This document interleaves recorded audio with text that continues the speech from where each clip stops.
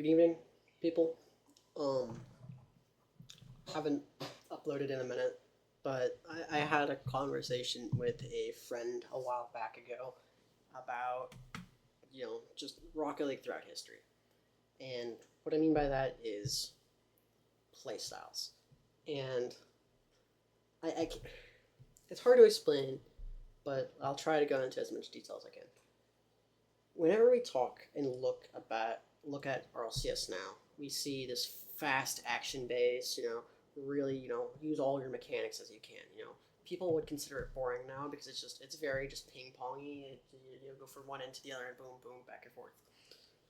And you don't see a lot of like individual plays as much. And now we're starting to see recently with K Corp and Vitality.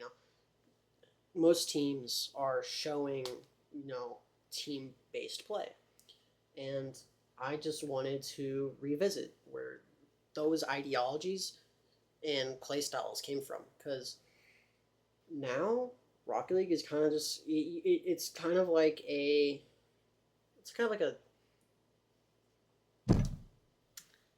it's very comes in a cycle. And Rocket League, and what I mean by that is when we see now is this high fast gameplay. It never used to be like that back then. During season 1 of Rocket League, you had iBuyPower win, and they really focused on just playing the game. There really wasn't really a set play style then. But when you look at it now, you see the MENA region, who only go for insane speed. They're fast, they rotate quick, they're everywhere. And then you have the SAM region. It's very counter heavy. You'll see that through Furia mostly, and what was Twisted Minds at the time. And you'll see that a lot. But EU is more based on team play, and then NA was more focused on those prodigy players that really just stood out. They could solo carry however they wanted. And then it kind of just evolves. So what I really want to talk about is now the skill ceiling is getting so high that there's not really much error. There's not much room for error for different kinds of plays. And what I mean by that is now, if what's this Birmingham major? Granted, I don't even know what was going on with this Birmingham major. I really don't. But it was just such an odd major that it made me think to myself. I was like, oh, this. Okay, it's just decent gameplay. There's nothing crazy, and it was just decent gameplay. It was more team focused than I thought it would be, and you didn't really see teams that focus solo plays, do better than most. And because of that, I think Rocket League has always been there's two sides of this coin. There's the sides that constantly rotates playstyle, and then there's a side that constantly moves the ceiling. And I want to get into both. And I'm probably going to juggle between the both because they are very connected, and I'm sorry if you're trying to piece it together in your mind. I suck at explaining. But Rocket League, when it comes to the skill ceiling, is we get so strong and so good at consistent mechanics up to the highest level. Let's take Zen, for example. When he showed up, he was dominating. He was going for ceiling. He was going for shit that you will never see in Rocket League, probably again for a good minute. But then this recent major, and probably the next one after that, that shit's going to be replicated. And sad thing is, that might be true, but that might be because of a different team or a different, region. But we saw how once Zen won the World Championship a year back, and now we're getting back into the games, that he's not playing to the crazy high standard that everyone knows him as. We all think he's going to do some triple flip reset and get around 3 defenders. No. We saw a nice level-headed Zen. We saw a player who rotated nice. We saw a player who played his role. Not somebody who was going insane and cracking out. That's not what we saw. We saw a genuine team player. He stayed grounded more times than I could count, and I was actually amazed. I was like, this is what I want to see from this character. Granted, whenever you see a player that does such insane feats that you are amazed by it, and it makes you want to watch Rocket League, which is what happened to Rocket League at the time. The viewership boomed. But now it's not as much because it changes. The second after that World Championship, gameplay went back. What happened was these teams that they got used to it. They saw rotation styles completely changed.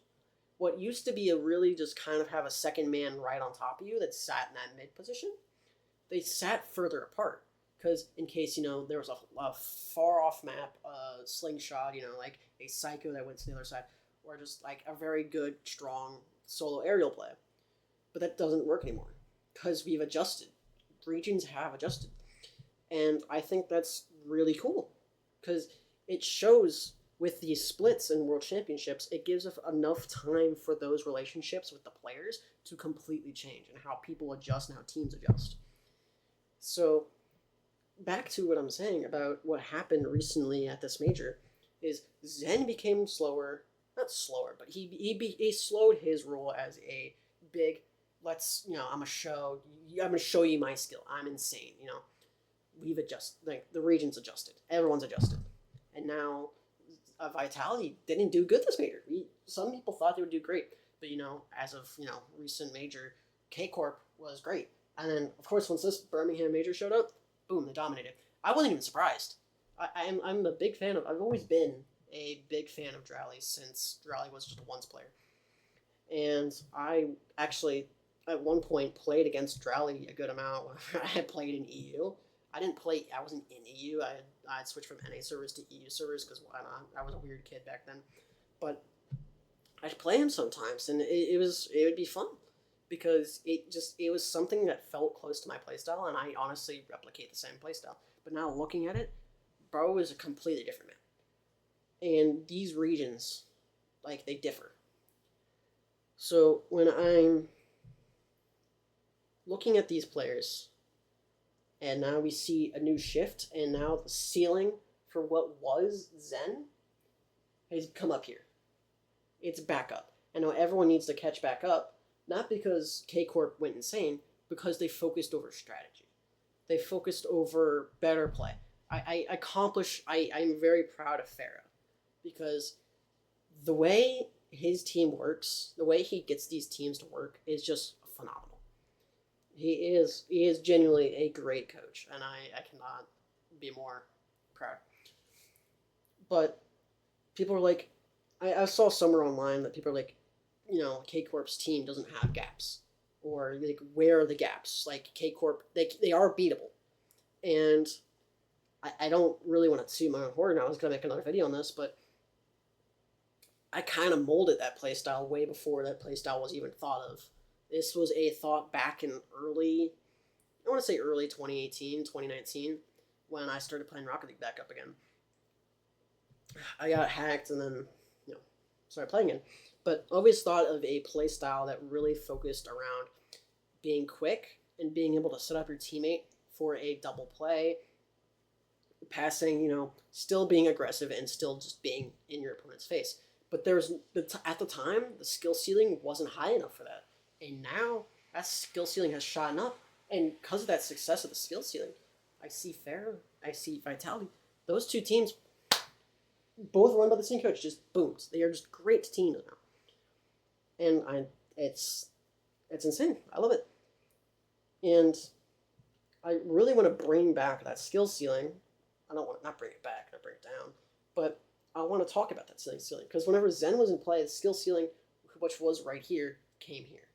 And then people had to catch up, adjust, become better. They figured out how to adjust. They rotate, getting boosts. The team play caught back up. So Zen had to, realize he can't do what he can anymore. So he has to get on their level, and now everyone's back to each other. And then the skill ceiling will constantly keep rising. But the thing about Rocket League that I love is this is not TAS. Tool assisted will never,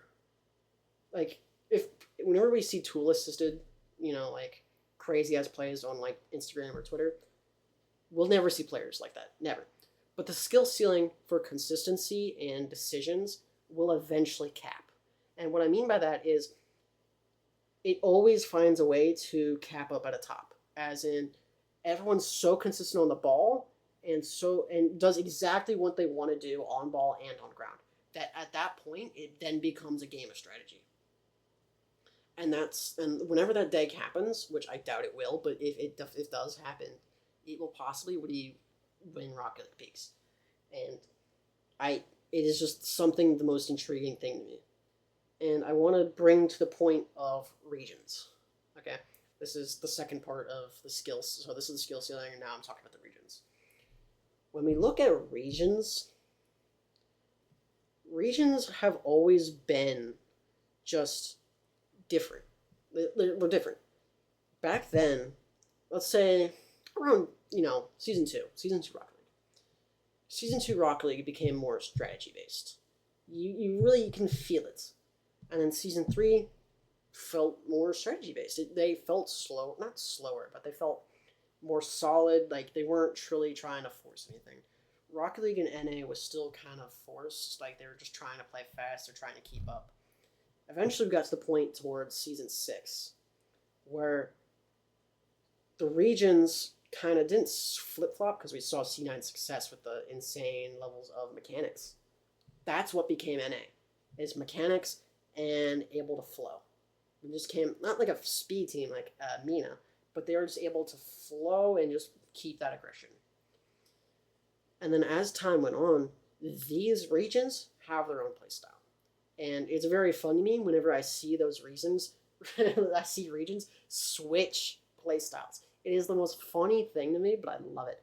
Because recently, I've noticed that NA was the one that they had to slow down because EU kept on getting above them in terms of players that were mechanically better. NA finally stepped up, and they're back at the center now. And I love that because they switch. Like, there will be times where we'll see a strategical NA team that thinks of a way to play the game that's completely different than anybody else. Look at version 1. They were a team that learned aggressing your opponent and demoing and trying to be an annoying little shit disturber. They became that team. They were iconic for that. Same goes for early Peeps and fucking Pittsburgh Knights. They became synonymous with that name. FlyQuest as well.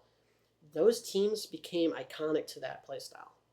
And in in EU, teams were known for their nice high mechanics, and it went to NA, and then NA was like, yeah, we can't keep up with now EU's mechanics, so now NA became strategics, and it's like a DNA. It's like a fucking, I don't know what it's called, a DNA strand, or whatever the fuck that design's called. I gotta sneeze. But it constantly switched. And then eventually, once we started getting other regions involved in Rocket League, we saw again what these regions have done. Mina, we never saw them, okay? Because just recently, what was it, like 4 years ago? 3 years ago? As whenever Mina, KSA, Mina, finally got added to RLCS. They came out the gun swinging with speed and confidence and wide rotations. That's what Mina was. And they dominated their section at the portion. And then South America, we don't see Sam a lot. But Sam's playstyle in Furia, which by the way is one of my favorite teams, by the way, constantly became known for their counterattack playstyle. They shut down defense. They are so strong on shutdown defense that whenever a mistake happens, they counter. And then APAC, we don't see a lot of APAC, but you still see APAC is developing right now. And whenever I look at APAC Rocket League, the first thing that always comes to my mind is freestyling. I don't know why, but every single time they just love having that freestyle kind of mentality in their play. It's kind of cool. I mean, I would love to watch more of it, but there's not really an incentive to watch APAC yet. Yeah, I believe so. Anyway, something along those lines is just really fascinating me. And I really want to get into a video talking about K-Corp's team and what made them successful. And I honestly, if anybody has any ideas on what to do for videos, I'm very open. This just kind of came up. I'm sorry I don't post often, but I don't really have many incentives to put out a video that I don't really care about. I mean, I have an idea, which I might make later. So, I just wanted to talk about, the skill ceiling, and then I also wanted to talk about regions. Granted, I could have put them in the 2 videos, but I wanted to put them in this one. If you want me to, I might put them into 2 separate videos, but I genuinely would have to focus on that, and I don't really want to. So, good evening. Good night, guys. Thank you for staying if you're here.